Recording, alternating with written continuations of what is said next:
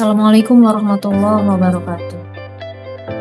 Perkenalkan, saya Agustini dari Prodi Pendidikan PPKN Universitas Ternate dengan NIM 0491651799. Pada kesempatan kali ini, saya akan menjelaskan tentang landasan fundamental dalam dunia akademik, yaitu peran ontologi, epistemologi, dan aksiologi dalam membentuk dasar-dasar filsafat ilmu. Kita akan membedah bagaimana tiga pilar ini menjadi kerangka berpikir bagi setiap ilmuwan. Bahwa tiga pilar utama filsafat ilmu tersebut menjadi landasan dalam memahami hakikat, metode, dan nilai keilmuan secara komprehensif dan sistematis. Mengapa filsafat ilmu penting? Karena filsafat ilmu adalah kompas bagi seluruh disiplin ilmu pengetahuan. Filsafat ilmu menjawab pertanyaan paling mendasar. Apa yang kita ketahui? Bagaimana kita memvalidasinya?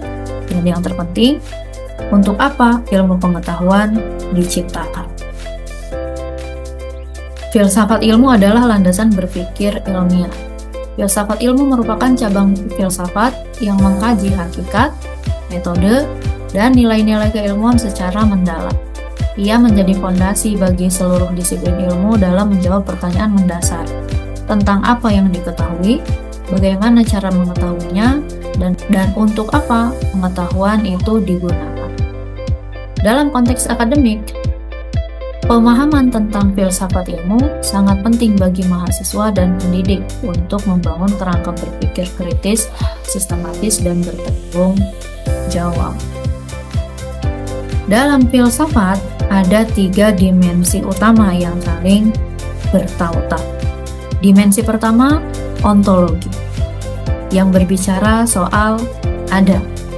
Ontologi mengkaji hakikat keberadaan dan realitas yang menjadi objek kajian ilmu pengetahuan. Dimensi kedua, epistemologi, berbicara tentang soal cara. Epistemologi mengkaji metode, sumber, dan validitas pengetahuan ilmiah yang dapat dipercaya. Dimensi ketiga, aksiologi, berbicara soal nilai. Aksiologi mengkaji nilai, etika, dan tujuan penggunaan ilmu pengetahuan bagi kehidupan manusia. Mari kita mulai dengan dimensi pertama, ontologi. Ontologi mengkaji hakikat, realitas, dan keberadaan. Ontologi adalah cabang ilmu filsafat yang mempelajari hakikat keberadaan dan realitas. Dalam konteks filsafat ilmu, ontologi menjawab pertanyaan mendasar, apa yang ada, dan apa hakikat dari objek yang dikaji sebuah ilmu pengetahuan. Ontologi menjadi titik awal dari seluruh bangunan keilmuan, karena menentukan apa yang dianggap nyata dan layak untuk diteliti. Tanpa landasan ontologis yang jelas, ilmu pengetahuan tidak memiliki arah dan objek kajian yang pasti. Dalam ontologi, objek kajian dibagi menjadi dua.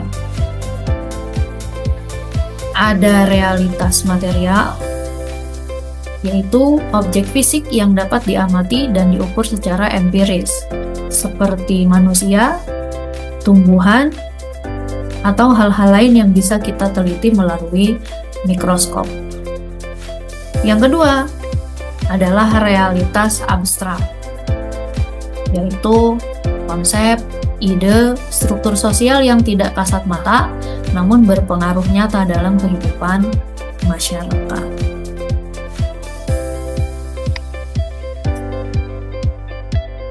Setelah tahu apa yang sedang dikaji, setelah tahu apa yang sedang diteliti, muncullah pertanyaan, bagaimana cara mengetahui? Inilah ranah epistemologi. Ini adalah panduan metodologis untuk memastikan sebuah klaim pengetahuan benar-benar valid atau tidak.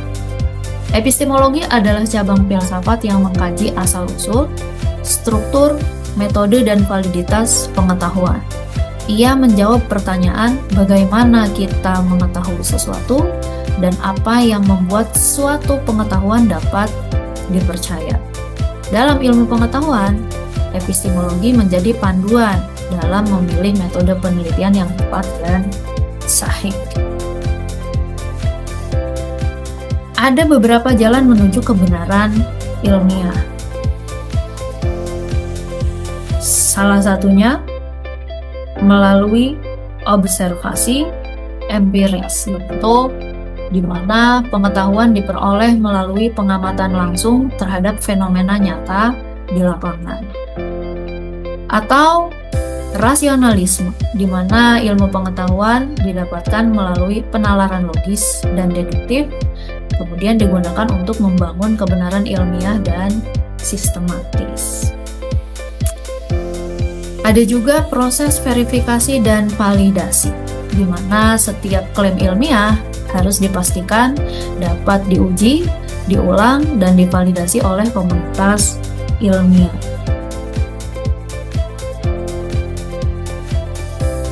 Validitas adalah jantung dari ilmu pengetahuan. Epistemologi memberikan jaminan bahwa apa yang kita sampaikan kepada masyarakat adalah kebenaran yang dapat dipertanggungjawabkan secara logis. Dalam epistemologi, sumber pengetahuan itu bisa jadi melalui pengalaman, intuisi, otoritas, dan wahyu. Beberapa sumber pengetahuan tersebut bisa menjadi sumber pengetahuan yang saling melengkapi, kemudian diuji validitasnya menggunakan metodologi ilmiah yang sesuai dan bisa diterima secara logis. Setelah kita punya ilmu, kemudian pertanyaannya adalah, untuk apa ilmu tersebut? Pertanyaan ini masuk ke dalam ranah atau dimensi aksiologi. Ini bicara tentang etika, tanggung jawab moral, dan nilai-nilai yang harus dijaga oleh setiap ilmuwan, oleh setiap pendidik, oleh setiap peneliti. Aksiologi adalah cabang filsafat yang mempelajari nilai-nilai dalam ilmu pengetahuan, mencakup etika atau moralitas dan estetika atau keindahan. Aksiologi menjawab pertanyaan, untuk apa ilmu digunakan? Dan bagaimana tanggung jawab moral seorang ilmuwan? Di era teknologi dan kecerdasan buatan, aksiologi menjadi semakin relevan untuk memastikan bahwa kemajuan ilmu pengetahuan tetap berpihak kepada kemanusiaan dan keadilan sosial. Aksiologi memastikan para ilmuwan menerapkan etika penelitian. Mereka dipastikan menjaga integritas, kejujuran, dan menghormati subjek penelitian. Aksiologi juga memastikan para ilmuwan, para peneliti memiliki tanggung jawab sosial, di mana ilmu harus memberi manfaat nyata bagi masyarakat secara luas.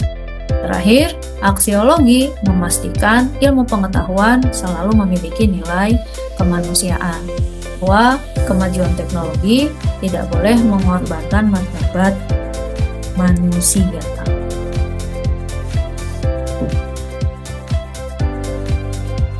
Jadi, kesimpulannya, ketiga pilar ini, yaitu ontologi, aksiologi, dan epistemologi, membentuk sebuah siklus.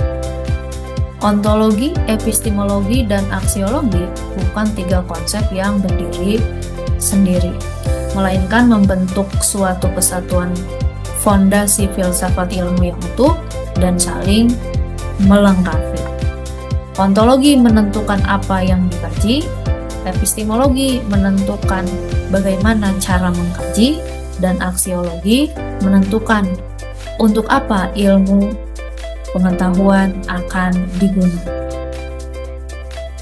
Dengan kata lain, ontologi menentukan objeknya, epistemologi merumuskan metodenya, dan aksiologi mengawal tujuan digunakannya ilmu pengetahuan. Seorang ilmuwan yang hebat bukan hanya pintar metodologi, tapi juga yang paham hakikat realitas dan mempunyai integritas moral yang tinggi. Demikian penjelasan dari saya. Terima kasih atas perhatiannya. Semoga bermanfaat. Assalamualaikum warahmatullahi wabarakatuh.